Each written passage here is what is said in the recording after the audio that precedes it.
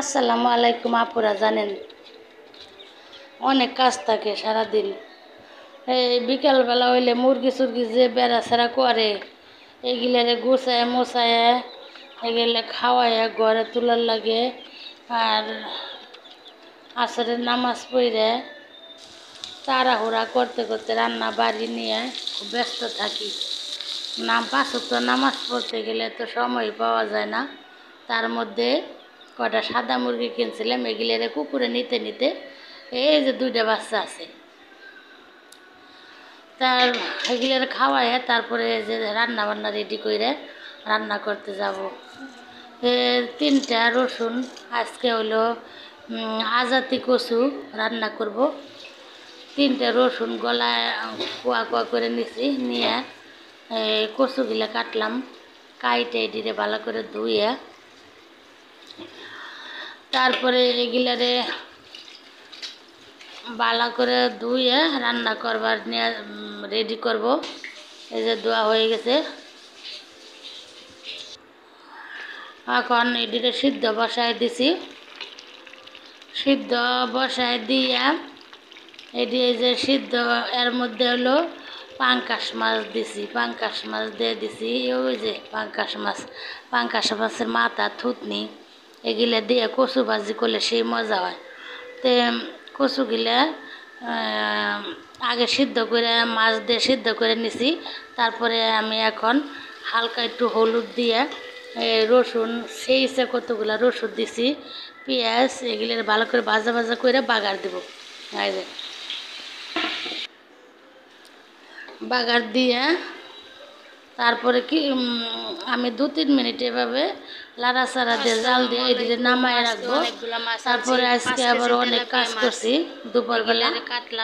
এগুলো যে মাছ অনেকগুলো মাছ আনছে, এগুলা একজন মানুষ নিয়েছিলাম, তারে দিয়ে কাইটে মুরগি আনছি, মাছ আনছি 5 কেজি তেলাপিয়া মাছ, 3 কেজি মুরগি, একটা পাঙ্কাশ মাছ 2.5 কেজি, তারপরে মুরগির ঠ্যাং। আমার মেয়েরা ঠ্যাং পছন্দ করে, আমিও খাই। তারপরে হলো আরো অনেকগুলা বাজার করছি, সবাই পছন্দ করে, আমার মেয়েরা অনেক পছন্দ করে, দেখাই আস্তে আস্তে।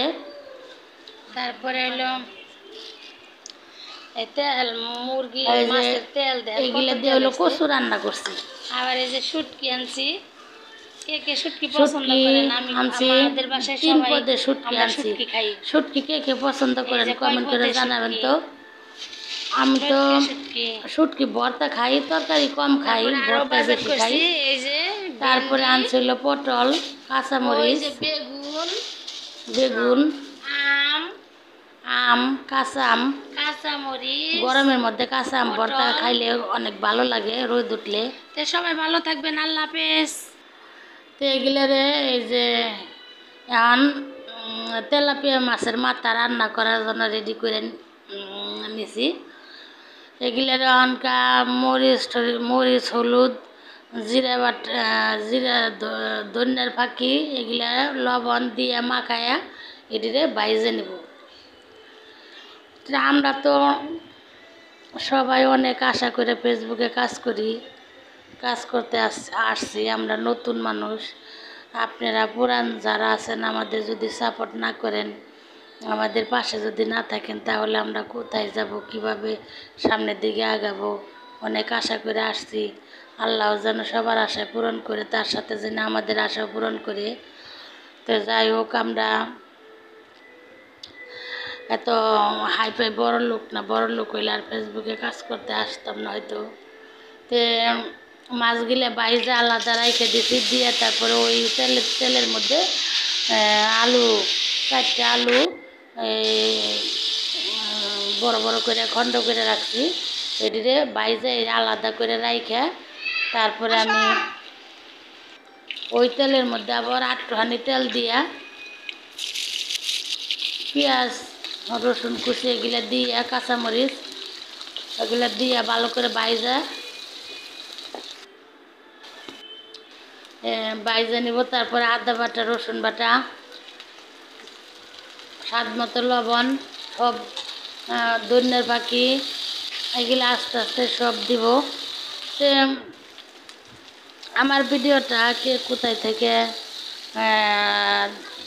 দেখেন, যদি ভালো লাগে, মায়া লাগে, দয়া লাগে, তাহলে লাইক কমেন্ট শেয়ার দিয়ে আমার পাশে থাকবেন।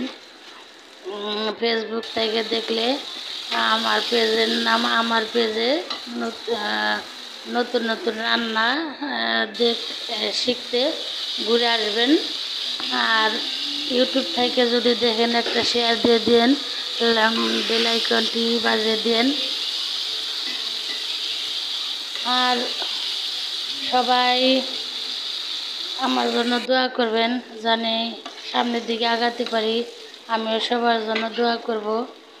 তে আমার আলুগুলো এই যে কষানো হয়ে গেছে, এখন আমি মাছগুলো দিয়ে দিব।